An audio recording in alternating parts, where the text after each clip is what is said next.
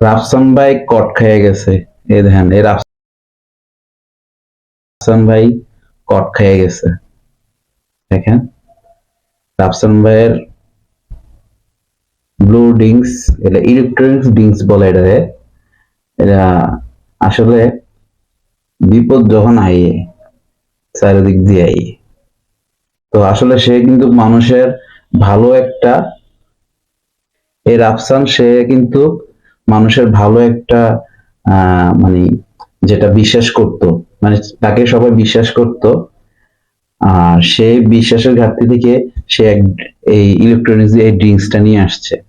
তো সবাই ভালো করে খাচ্ছে, ঠিক আছে। তো একটা জিনিস খাওয়ার আগে এটার কোনো ধরনের বিআরটির কোনো অনুমোদন নাই, ঠিক আছে। যে কোনো প্রোডাক্ট হলে তো এটার অনুমতি লাগে, তাই না?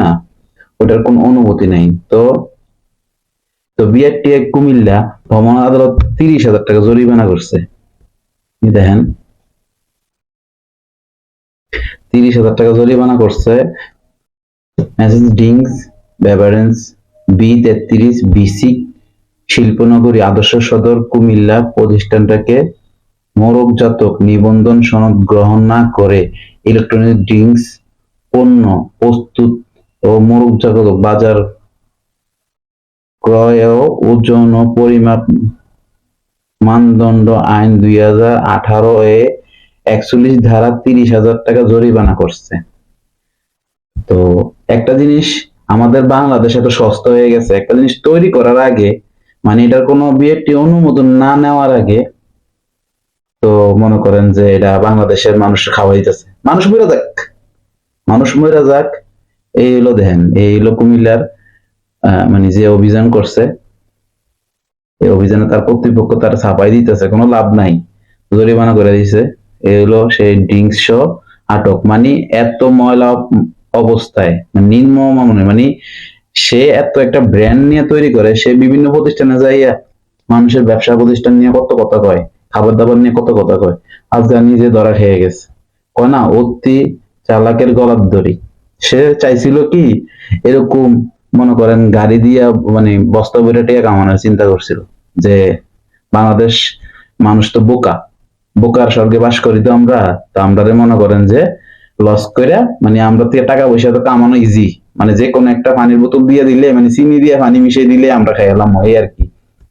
তো আমরা হুজুগে বাঙালি, এলো ড্রিঙ্কস, আমরা হুজুগে বাঙালি, আমরা তো মনে করেন সবাই লস দিতে বলে রাজি। তো রাফসানের মানে আসলে, মানে আসলে তার চিন্তা ভাবনাটাই ছিল একদম বাজে একটা চিন্তা ভাবনা ছিল, ঠিক আছে। এই দেখেন ড্রিঙ্কস, তো আজকে ভোক্তা অধিকার এটা প্রমাণ করে দিছে, ঠিক আছে। এই দেখেন, হ্যাঁ, এটা নিয়ে অ্যাড দিছিল। তো ভোক্তা অধিকার আজকে প্রমাণ করে দিচ্ছে, এবং ভোক্তা অধিকারের ওয়েবসাইটেও তারা এটা পাবলিশ করছে। আসলে প্রচন্ড লাইটের কারণে আমরা দেখাতে পারতেছি না। তো রাফসান বহু মানুষের বিশ্বাস নিয়ে এই ব্যবসাটা করছিল, তো আজকে ধরা খেয়ে গেছে। আসলে দুর্নীতি যারাই করুক, একদিন না একদিন খেসারত দিতে হয়, হয়তো এই দেশে নাইলে মাটি চলে যায়। তো সবাই সতর্ক থাকবেন। আমাদের যতই সেলিব্রিটিরা মনে করেন বিভিন্ন ধরনের ড্রিঙ্কস নিয়ে আসুক, ঠিক আছে, আমরা অবশ্যই এটা থেকে বিতাড়িত থাকবো। আমরা বিভিন্ন ড্রিঙ্কস এর গায়ে লেখা লোগো দেখে, এবং এটার মেয়াদ আছে কিনা, এবং বিআরটির অনুমোদন আছে কিনা, ঠিক আছে, লেভেল আছে কিনা, এগুলো আমরা দেখে শুনে আমরা ড্রিঙ্কস গুলো খাবো।